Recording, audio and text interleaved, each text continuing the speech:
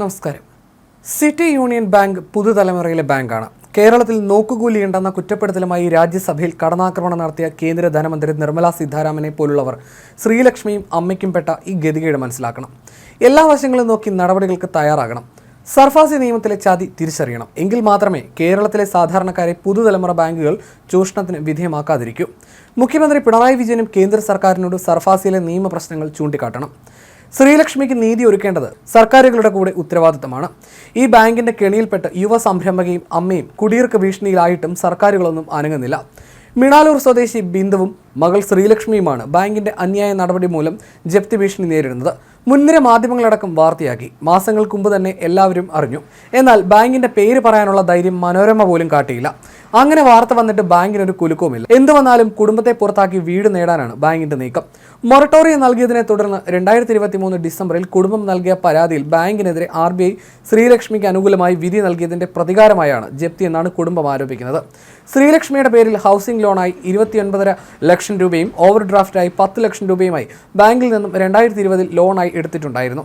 Moratorium കാലാവധിക്ക് ശേഷം bank അറിയിച്ച EMI തുക ഒറ്റ ഗഡു പോലും മുടക്കം കൂടാതെ 2024 സെപ്റ്റംബർ 30 ബാങ്കിനെതിരെ എറണാകുളം DRT കോടതിയിൽ കേസ് കൊടുക്കുന്നതുവരെ അടച്ചു തീർത്തതായി ശ്രീലക്ഷ്മി പറയുന്നു. എന്നിട്ടും ജപ്തി നടപടി.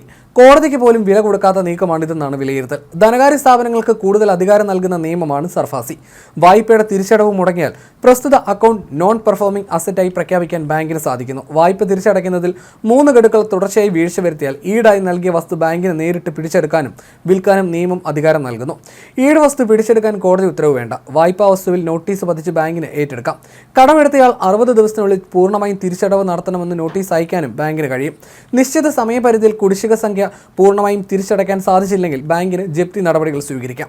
കടമെടുത്തയാളിൽ നിന്ന് ജപ്തി മുഖാന്തരം സംഖ്യ ഈടാക്കാനായില്ലെങ്കിൽ ജാമ്യക്കാരുടെ സ്ഥാവര ജംഗമ വസ്തുക്കളും ജപ്തി ചെയ്യുന്നതിന് ബാങ്കിന് അധികാരമുണ്ടായിരിക്കും. 1 ലക്ഷത്തിൽ താഴെയുള്ള വസ്തു ഈട് നൽകാത്ത വായ്പയ്ക്ക് മാത്രമാണ് നിയമം ബാധകമല്ലാത്തത്. തിരിച്ചടയ്ക്കേണ്ട തുക എടുത്ത വായ്പയുടെ 20% താഴെയാണെങ്കിലും നിയമം ബാധകമാകില്ല. 2024 മെയ് 24 ബാങ്ക് അയച്ച സർഫാസി 13(2) നോട്ടീസ് പരാതിക്കാർ കൈപ്പറ്റുന്നത്.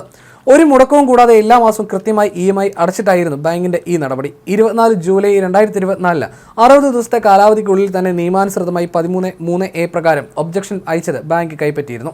സർഫാസി നിയമം 13(3)(a) വ്യക്തമാക്കുന്നതിനനുസരിച്ച് ഒബ്ജക്ഷൻ കൈപ്പറ്റി 15 ദിവസത്തിനുള്ളിൽ ബാങ്കിന് അത് സ്വീകാര്യമാണോ അല്ലയോ എന്ന് ഉദ്യോഗസ്ഥർ വിലയിരുത്തി മറുപടി നൽകേണ്ടതാണ്. എന്നാൽ ബാങ്ക് ഈ കാലാവധിക്കുള്ളിൽ മറുപടി നൽകിയില്ല. നാട്ടുകാരും പോസ്റ്റ്മാനും പറഞ്ഞാണ് മതിലിൽ നോട്ടീസ് പതിച്ചത് കുടുംബം അറിയുന്നത്.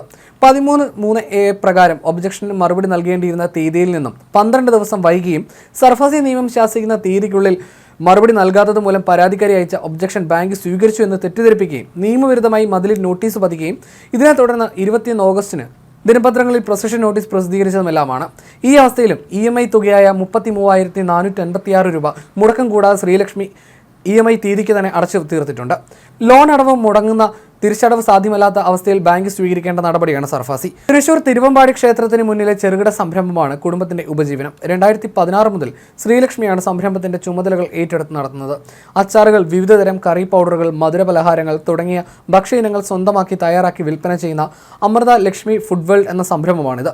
ബിസിനസ് സാമൂഹ്യ മാധ്യമങ്ങളുടെ സഹായത്തിലൂടെയും വലിയ ശ്രദ്ധ നേടിയിരുന്നു. സ്വന്തമായി വീട് വാങ്ങുന്നതിനും ബിസിനസ് നടത്തിക്കൊണ്ട് പോകുന്നതിനും എടുത്ത കടമാണ് ശ്രീലക്ഷ്മിയുടെയും കുടുംബത്തിന്റെയും ജീവിതം വീണ്ടും വഴിമുടക്കുന്നത്.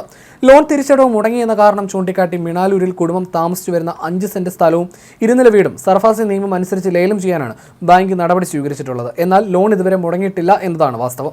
54,27,734 രൂപ അടച്ചു തീർക്കാനുണ്ട് എന്നാണ് ബാങ്കിന്റെ അവകാശവാദം. നാളിതുവരെ EMI അടച്ചതിൽ 1 രൂപ പോലും മുതലിലേക്ക് ബാങ്ക് വരവ് വെക്കാതെ സർഫാസി നിയമ നടപടികൾ ബാങ്ക് പൂർത്തീകരിക്കുമെന്ന് പറയുമ്പോൾ നിസ്സഹായരാണ് ശ്രീലക്ഷ്മിയും അമ്മയും.